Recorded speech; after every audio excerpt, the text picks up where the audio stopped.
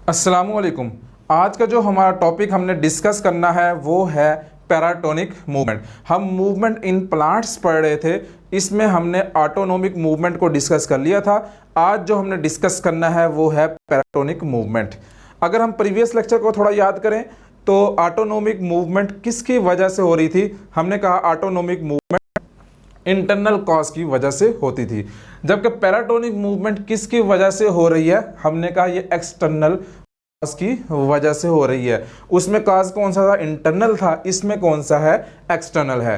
तो हम देखते हैं कि इसकी मेन कितनी कैटेगरीज हैं, मेन कितनी टाइप्स हैं। तो हम कहते हैं पैराटोनिक मूवमेंट को हमने दो मेन कैटेगरीज में डिवाइड कर दिया, जिसमें ट्रॉपिक मूवमेंट है और नंबर 2 पे क्या है, नास्टिक मूवमेंट है। तो सबसे पहले हम जो डिस्कस करेंगे ट्रॉपिक मूवमेंट को डिस्कस करेंगे।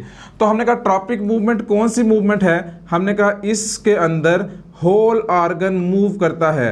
इसमें क्या करता है, हमने कहा प्लांट का होल ऑर्गन क्या करता है, मूव करता है। और हमने कहा जो इसका होल ऑर्गन मूव करेगा या तो सोर्स की तरफ मूव करेगा या away from the source move करेगा, ठीक है।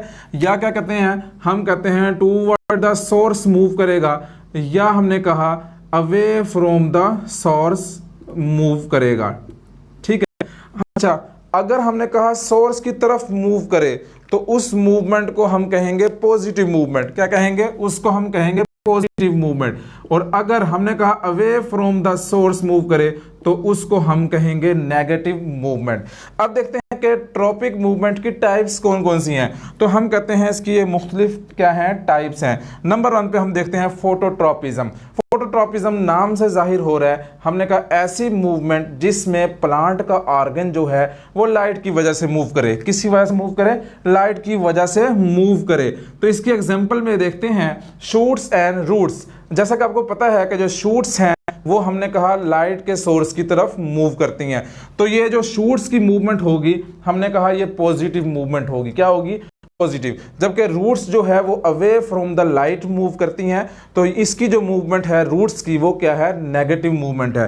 नंबर 2 पे हम देखते हैं कीमोट्रॉपिज्म।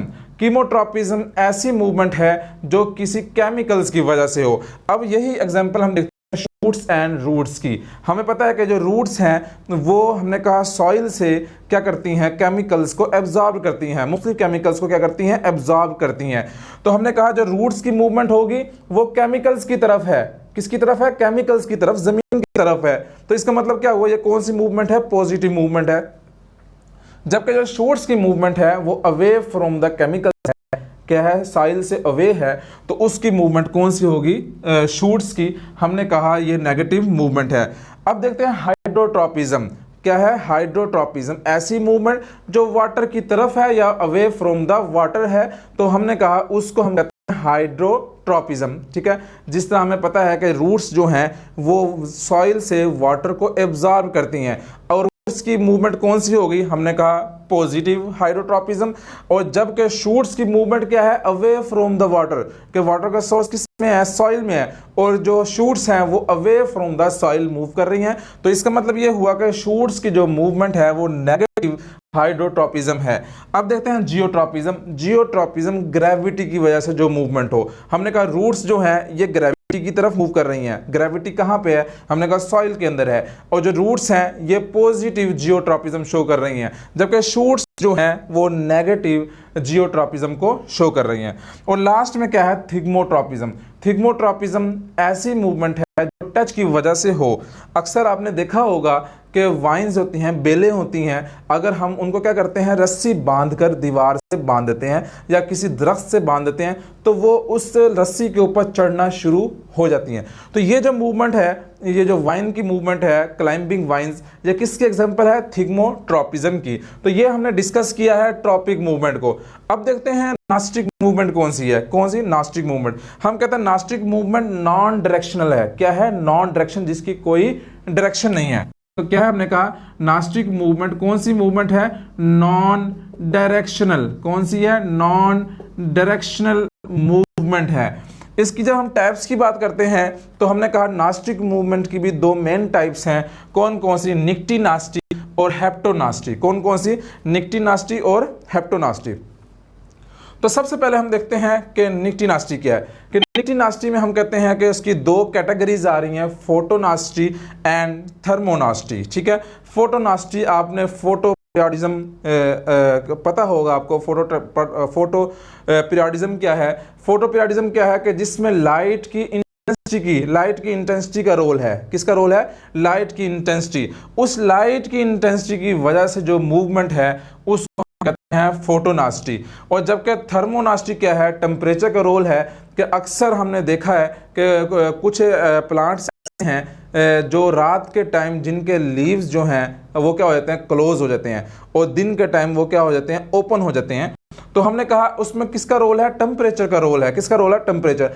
अब हमें पता है कि टेम्परेचर जो है इसकी कोई डायरेक्शन नहीं है, टेम्परेचर की कोई डायरेक्शन नहीं है। जिससे हमने ऊपर पढ़ा फोटोनास्टी, फोटो पीरियड, उसमें लाइट की इंटेंसिटी का जिक्र है, और लाइट की इंटेंसिटी की कोई डायरेक्शन नहीं है। लाइट की डायरेक्शन होती है लेकिन इंटेंसिटी की कोई डायरेक्शन नहीं है।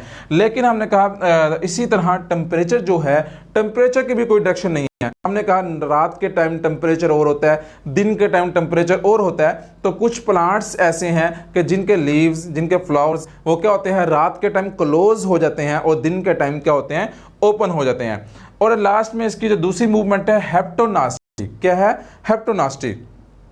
आपने एक प्लांट का जिक्र सुना होगा, वीनस फ्लाई ट्रैप। क्या होता है? कोई भी इंसेक्ट आके उसको आके टच करता है तो उसके जो लीव्स हैं वो क्या हो जाते हैं? क्लोज हो जाते हैं।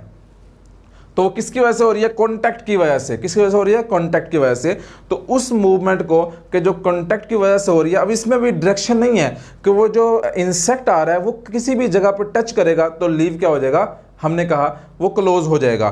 तो अब उसकी डायरेक्शन नहीं है, उसकी वजह से जो मूवमेंट हो रही है वो क्या है? हेप्टोनास्टी है। क्या है? हेप्टोनास्टी।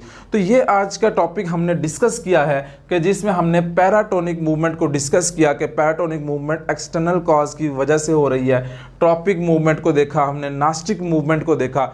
इसी के साथ आपसे इजाजत चाहता हूँ। अस्सलाम वालेकुम।